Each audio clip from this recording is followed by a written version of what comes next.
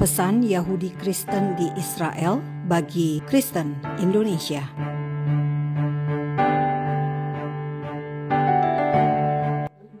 There is not one way to look at this situation that took place on the 7th of October. There are many different aspects. I think firstly we need to understand the spirit of Hamas. The spirit of Hamas is anti-God of Israel. It's a radical spirit that hates the people of Israel.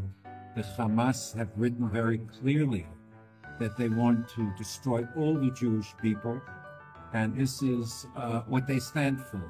Saudara, piagam Hamas tahun 1988 memang sangat anti-Israel dan memasukkan panggilan untuk melawan Israel. Hamas juga menyebarkan propaganda anti-Yahudi.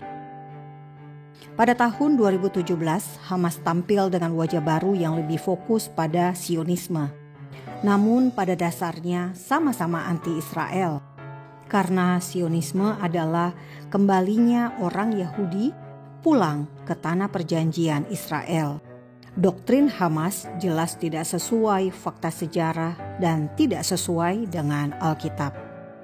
And that's why it was so necessary for Israel to respond the way Israel has responded. And the problem is a global problem.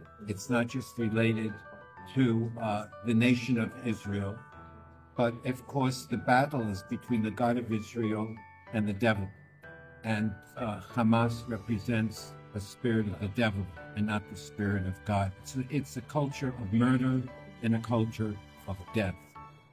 Surely God has allowed this to happen to awaken Israel because God wants Israel to turn to Him.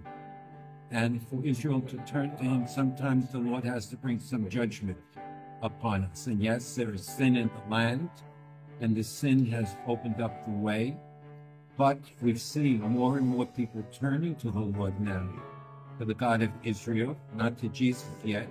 But we know that this is part of the whole process that the Old and New Testament tell us about God restoring His people to Himself, and Yeshua, Jesus, revealing Himself to the people of Israel.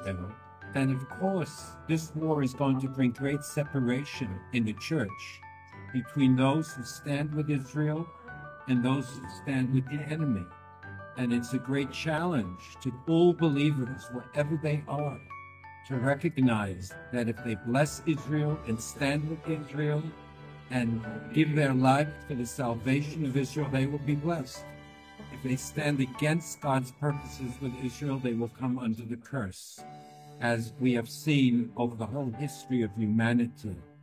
So it's most important that people in Indonesia, especially, which is a Muslim country, but there are many Christians there, would wake up to the great reality of what's written in the Word of God, not what they hear in the news, not what they think in their minds, but what God promises to do for the people of Israel in these last times.